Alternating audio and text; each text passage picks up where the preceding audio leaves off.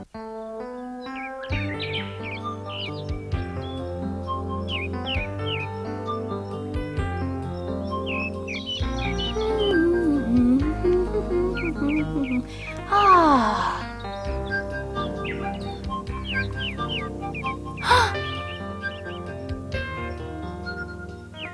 loves me?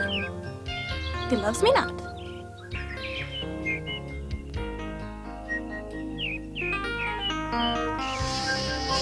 Help! Help! They're going to sting me! Help! Help! Help!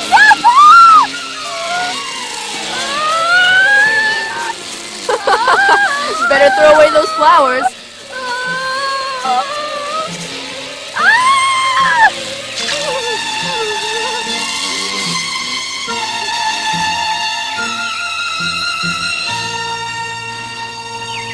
See, I told you.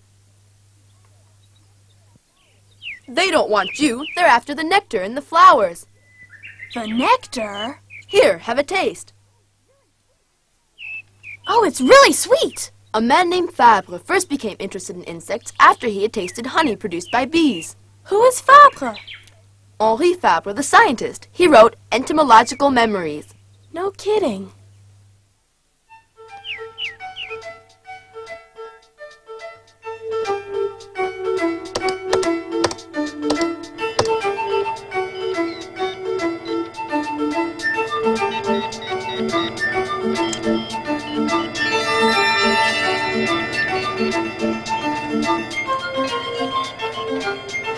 Here I am again. Hello, Jeannie. So you want to know more about Fabre and about insects? Off we go!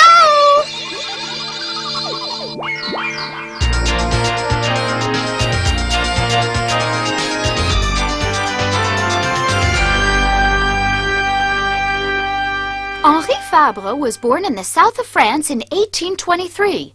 He was a school teacher. Aside from teaching, what gave him more pleasure than anything in the world was eating bee honey.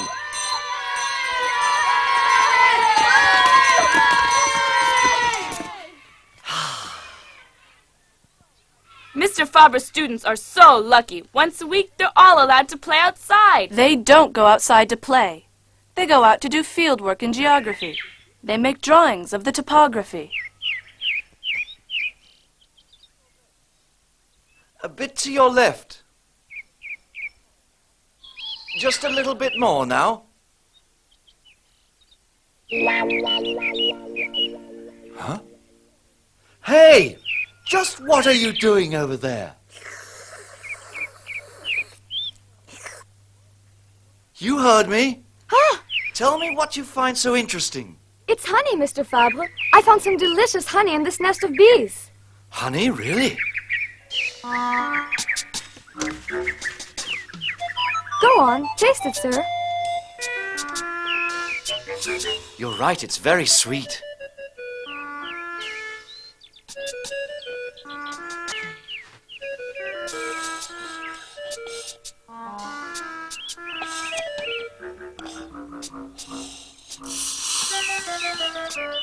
I would really like to know how bees produce honey. Let's see now, the history of arthropods. Ah, here we are. This bee makes its nest on a rock covered with mud. It places its honey in the holes to feed its larvae, which in turn become bees. You're not going to buy this book, are you, Mr. Fabre? Why, of course I am. Why shouldn't I, Jeannie? Because it's very expensive. You're going to spend your whole month's salary on one book. I'll get by. Oh! It was thanks to this book that Henri Fabre developed his passion for studying insects. It was also thanks to the book that he heard the name of Professor Léon Dufour for the first time. Here you see the desk Henri Fabre used until he died. He couldn't devote all his time to the study of insects. He needed his teacher's salary, small as it was, to live on. Isn't that right, Mr. Fabre? Yes, to study insects all the time. Ah, that's my dream. But I must absolutely earn a living and continue my studies. the age of 21, Fabre married Marie Villard. They were both primary school teachers at the same school. But teachers' salaries were very low, and Fabre continued his higher education and obtained diplomas in literature, science, mathematics, and physics. And then one day... Marie, I've just been appointed as physics instructor at a high school in Corsica. Isn't that wonderful? Fabre finally became a high school teacher in Ajaccio, Corsica, which meant a higher salary. Little by little, he was getting closer to his goal of becoming a university professor. Thanks to its warm southern climate, Corsica has a wide variety of plant and animal life.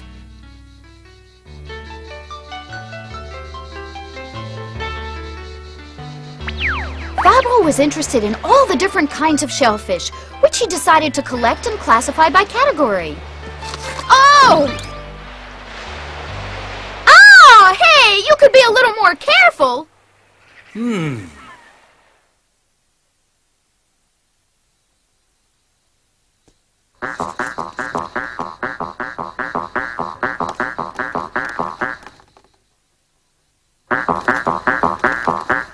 Hey, watch yourself.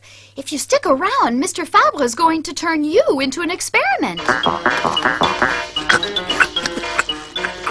Hey, what do you guys think you're doing? You can't eat Mr. Fabre's desk. Where in the world are they hiding now? Your insects are hiding in the holes they made in your desk. They've made holes in my desk. Oh, my. Get out of there immediately, you hear? Go on. You heard me. Out! Those bugs are bugging me. Which bugs? Those two. Look. Oh, I see.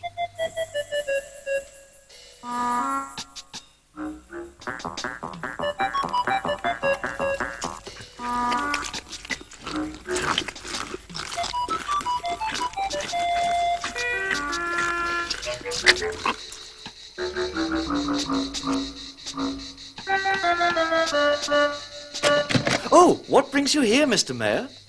Good morning, Fabre. I'd like you to meet Professor Moquin-Tendon. I certainly hope you can help him out. The Professor Moquin-Tendon of the University of Toulouse? Yes, exactly. He's come to Corsica to conduct some research, but unfortunately all the hotels in town are full. I was wondering if you'd be kind enough to put him up for a few days. With pleasure, but as you know, my house isn't very comfortable. Oh, anything will do. I deeply appreciate your hospitality. Welcome. Mr. Fabre studies animals and plants. He's fascinated by them, and he's very good at it, too. Ah. Well, yes, I am very interested in them, but they're only a small collection. During the professor's stay, Fabre took him around the island. The professor was an accomplished naturalist and showed Fabre many new discoveries in the area of natural history. I'm terribly sorry. We're not very rich, and our meals tend to be quite modest. Oh, snails, one of my favorite dishes. In order to repay you in part, at least, for your hospitality, I would like to show you something quite astonishing that I'm certain will fascinate you. You'll see. Fascinating, you say? Absolutely. But let's finish our dinner first. Marie, would you be so kind as to lend me a pair of scissors? Certainly. And I'll need 2 needles, a plate, and a little water.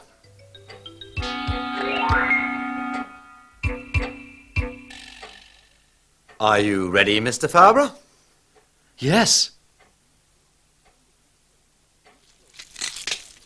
Look closely. Here you have the lung, and here is the heart. An animal mustn't be looked at from the outside alone. There's a great deal to be learned by observing their anatomies and understanding the vast differences in each species of animal. You seem to have a passionate interest in insects. I think you should devote all your time to studying them. Yes, I would like to further develop my entomological observations. And that evening, Professor Moquin-Tendon, by simply dissecting a snail, gave Henri Fabre the encouragement he needed to devote more time to his study of insects. Years later, he said that evening was the finest natural history lesson of his life. Fabre decided to return to the mainland in order to study insects on a full-time basis.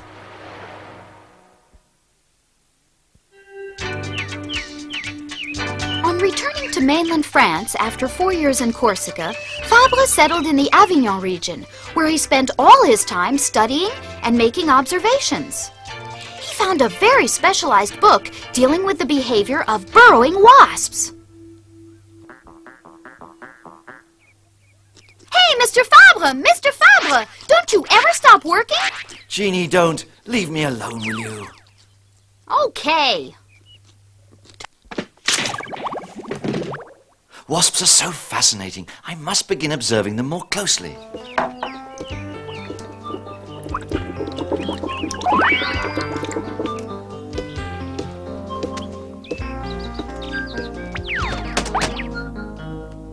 Hey! You look good in blue. Fabre observed a very strange species of wasp. They would paralyze their prey by injecting their venom into them, and then carry them back to their nest, using their paralyzed bodies to hatch their eggs. Ah, there must be a wasp's nest around here.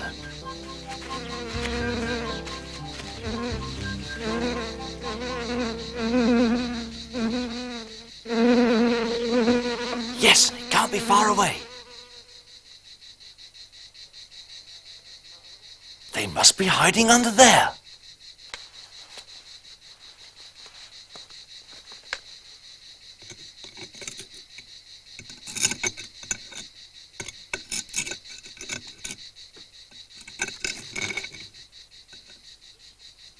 I knew it. I was certain I would find it here. Exactly as it was described in the book, isn't it? That's right. The victim is a beetle, and he looks very well preserved. That's funny. The book says that the victim should have died as a result of being stung. Oh no, this beetle's alive. If it were dead, it would have already rotted. And he looks fine to me. I've got to find the answer.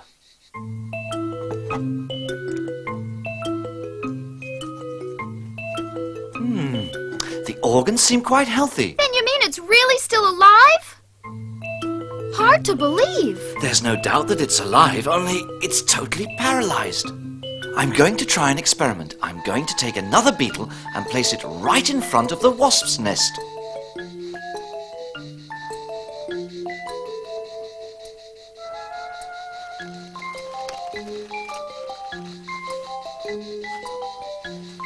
Are you absolutely sure the wasp is going to come?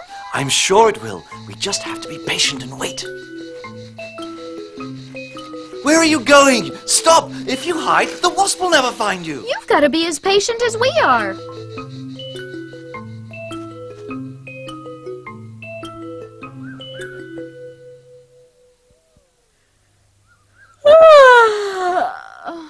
Mr. Fabre, what do you say we call it quits for today? Oh! Here it comes!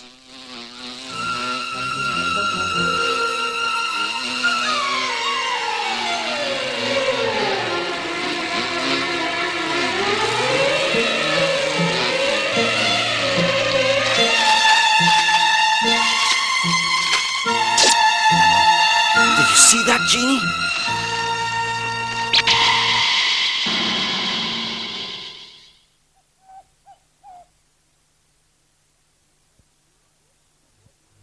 Wow, the hole's no bigger than one made by a needle. Yes, and the shell hasn't been damaged at all. But why does it always attack the same spot?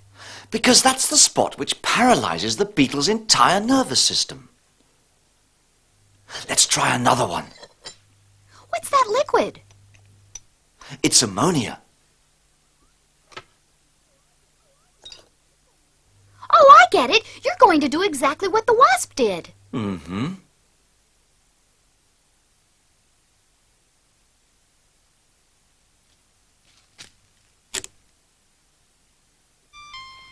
You see, it's immediately paralyzed. Ah, it worked then? Yes, but now that I've anesthetized it, I'm going to try to revive it. This one's already dead. I'll try another.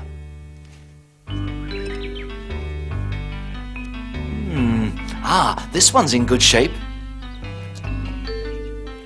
From that moment on, Fabre conducted lots of experiments. He succeeded in reviving some beetles with the help of electrical charges. After numerous observations, Fabre proved that the wasps didn't kill the beetles, but only paralyzed them with their venom. Fabre wrote up all of his observations, and the accuracy of his experiments provided a model for all naturalists. He was truly a pioneer in studying the world of insects. Marie, I've just learned that my reporters won the Montian Prize. Oh, that's wonderful. I'm so happy. Hooray! Hooray! The Montian Prize is the most important... award in France, given by the Academy of Science. His financial situation was still pretty modest. But Fabre continued his study of insects and submitted other reports. Hey, what are you doing now, Mr. Fabre? I'm trying out a new experiment. I want to see how this wasp reacts if I change his normal behavior pattern. Look at how it's pulling. And now I cut the antennas. And I show it the insect's leg. You see, the wasp is guided by his instinct. If what he has to do doesn't correspond to his usual procedures, he becomes disoriented and gives up. Now that's very interesting. What is, Mr. Fabre? The fact that insects cannot think or reflect on anything. Their behavior is totally based on instinct. A few years later, the renowned scientist Louis Pasteur, famous for his work on microbes, paid Fabre a visit. Pasteur was responsible for studying the disease which was destroying silkworms. Have you found any cocoons? Yes, of course I have. There you are. Sounds as if there's something inside. Yes, it's silkworm chrysalis. Chrysalis? I've never heard of such a thing before. I'm very surprised you haven't. Before the silkworm's metamorphosis into a butterfly, it first goes through the chrysalis stage inside of the silk cocoon. Interesting. Thanks to Fabre's advice, Pasteur, who knew nothing about the insect world, was able to cure the silkworm disease. Would you mind terribly much if I had a look at your wine cellar? Oh, you want to see my wine cellar? But... Pasteur thought Fabre had a wine cellar in his basement, as most rich people did.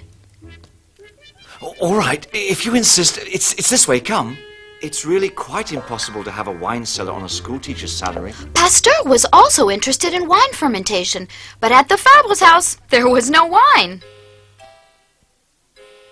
Here are the different stages in the silkworm's metamorphosis.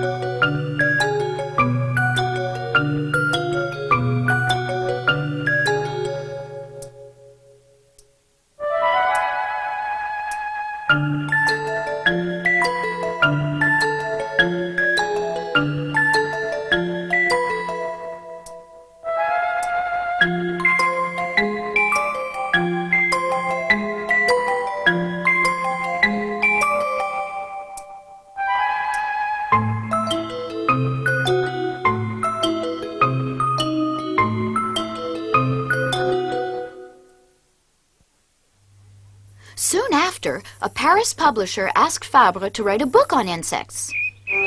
Fabre's book included his own observations and only the theories of which he was certain.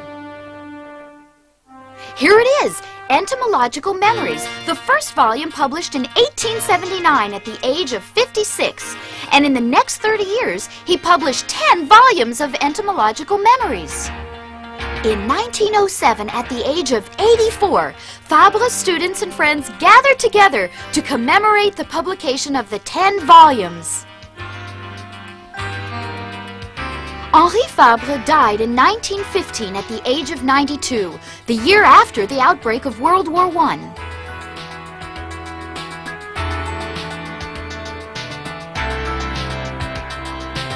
What Fabre taught us was that there were unknown, fascinating worlds to discover, even among the smallest creatures on Earth. If you study Fabre's observations, you'll see that there are thousands of tiny creatures who are just as important to learn about as human beings themselves.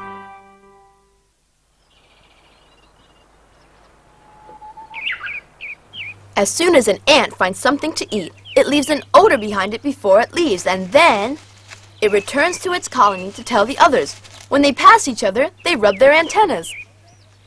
I'll bet it's their way of telling them all about where the food is. Huh? The odor given off by the ant can only be recognized by those who live in the nest. That's something like telepathy. Yes, a little bit. It's ant colony telepathy. That means the animals communicate with each other. Right, but they can only follow their instincts. Fabre also performed lots of experiments on the way bees return to their nests. They traveled 4 kilometers in a day, and 15 out of 40 returned the same day. So the bee's instinct leads it back to its nest. He also discovered that a bee can find the direction of its nest thanks to the intensity of the sun on its body. Nature's so fascinating, isn't it?